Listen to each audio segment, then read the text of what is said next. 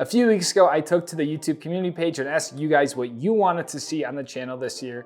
And you guys left some pretty great ideas, and one of those was my favorite or top ski lifts of all time.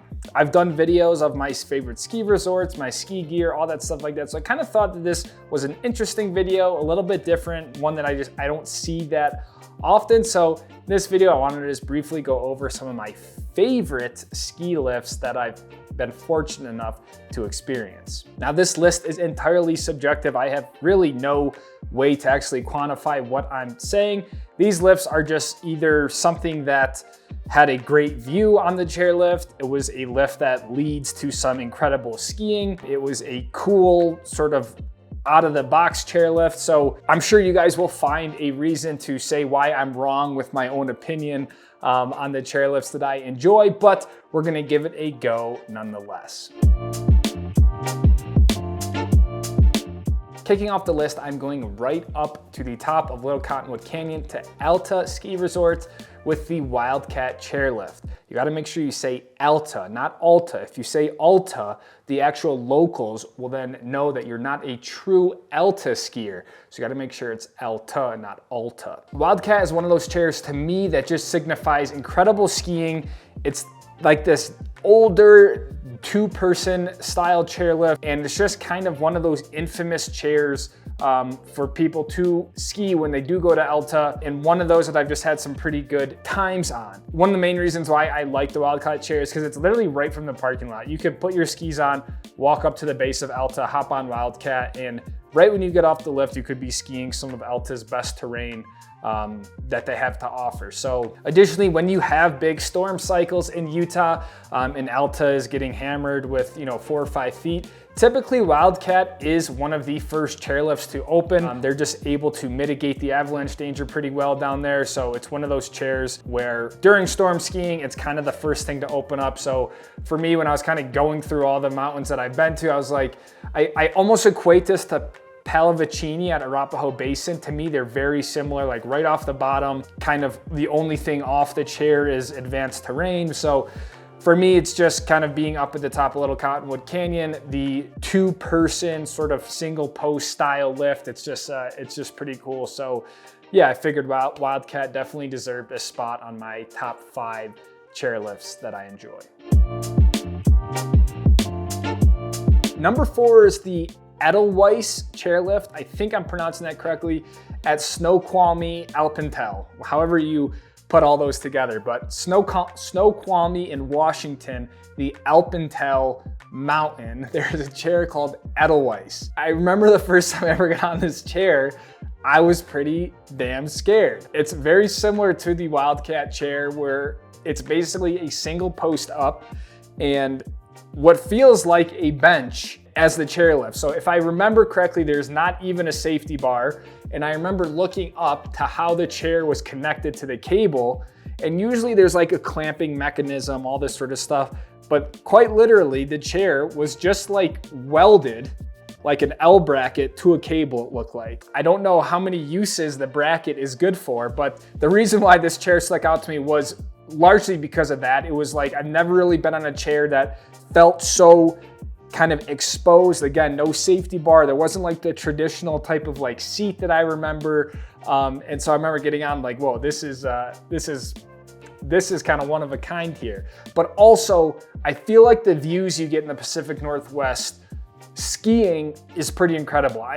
The skiing can be great, but it's inconsistent in the PNW. But I think the views and sort of the aspect of being in the mountains, but still having ocean and water kind of below you leads to a really cool environment. So not only was the chair really cool, the terrain that it led to, that sort of Edelweiss Bowl or whatever, also the views were pretty spectacular. I was lucky to have a clear day, but just, yeah, the whole sort of environment, the sort of 3 different aspects, the chair, the terrain, and then also the views.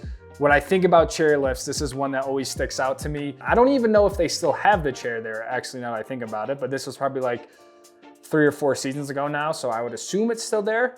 And it's definitely their popular chair on a POW day.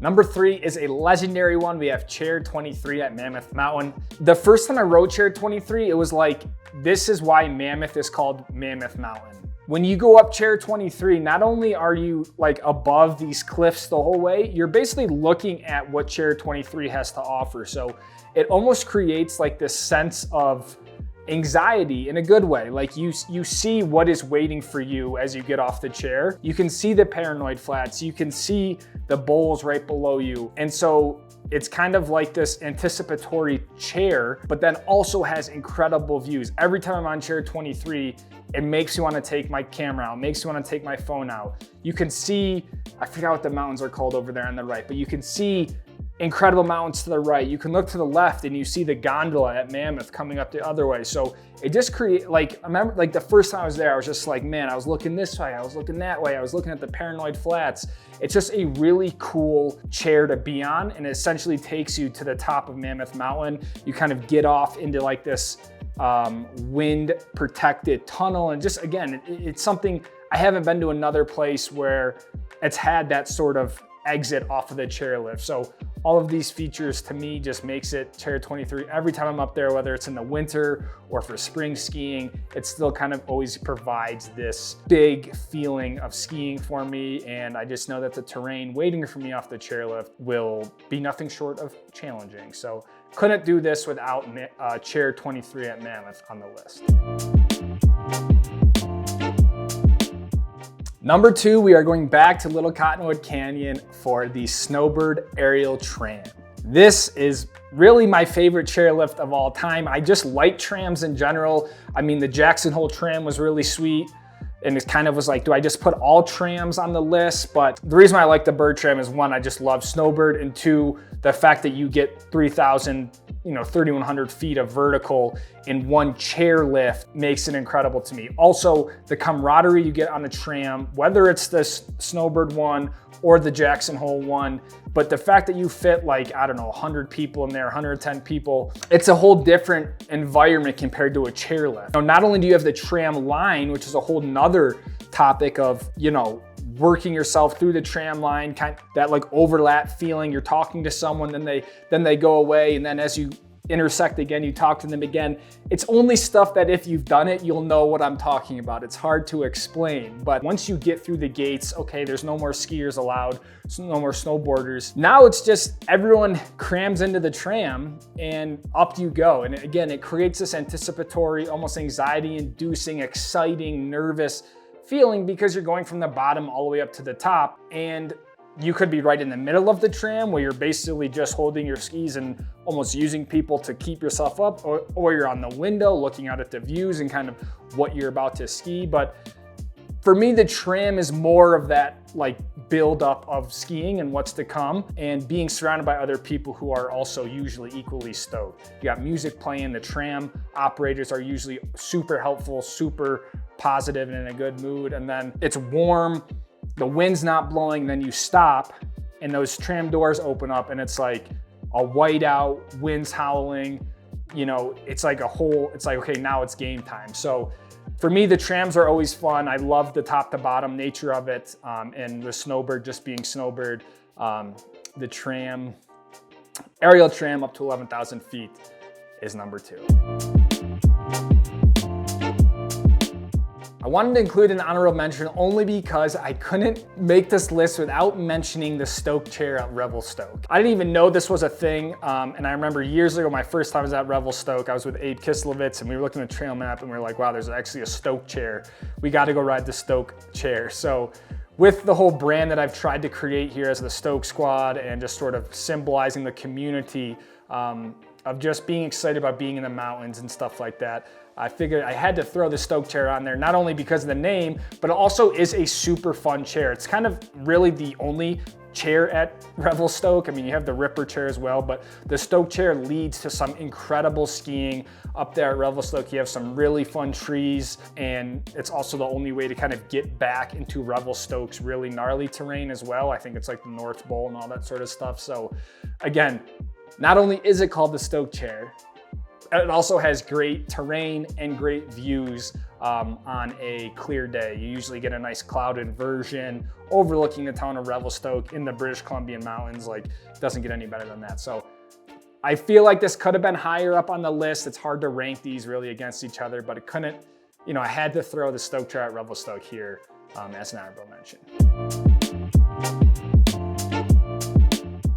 The number one chairlift, in my opinion, which I know is gonna ruffle some feathers, but it's YouTube and quite frankly, I don't really care, is a helicopter. There is nothing better than taking a helicopter as your main way of skiing for the day. I don't know if it's just because I love helicopters, I love the engines, I love the noise, I love sort of the chaotic nature that comes with a helicopter, but I've been fortunate enough to heli ski more and more in recent years, and for me, nothing beats a helicopter. So, and oftentimes I look forward to heli skiing just for riding in the helicopter. The loading up the helicopter, the taking off, the flying around, looking at where you're going, the sort of everyone's kind of crammed in there. You have the pilots up front, unloading, taking your skis out, you know, like hunkering down as the helicopter flies away. I mean, I could just go on and on. The sensory overload that you get from a helicopter, the stimulation, it's incredible. So whenever I do a trip, I realize I am so exhausted from heli skiing because of that. Not because of the skiing. The skiing oftentimes is pretty chill, it's fun, it's smooth. What's exhausting and what's like really crazy is the helicopter side of it. So I have no shame in admitting that a helicopter is my favorite chairlift on the mountain. So let me know what your favorite chairlifts are. Again, I have not been to every mountain out there to know every chairlift, and I was trying to go through trail maps because quite frankly, I just kind of forgot what chairlifts I've even been on, and much less forgot what all the chairlifts are like. So yeah, drop some of your favorites. Again, there's no right or wrong answer here, but I appreciate you guys watching. Ski resorts are supposed to be opening up here in Utah this week. Appreciate the support, guys. Peace out.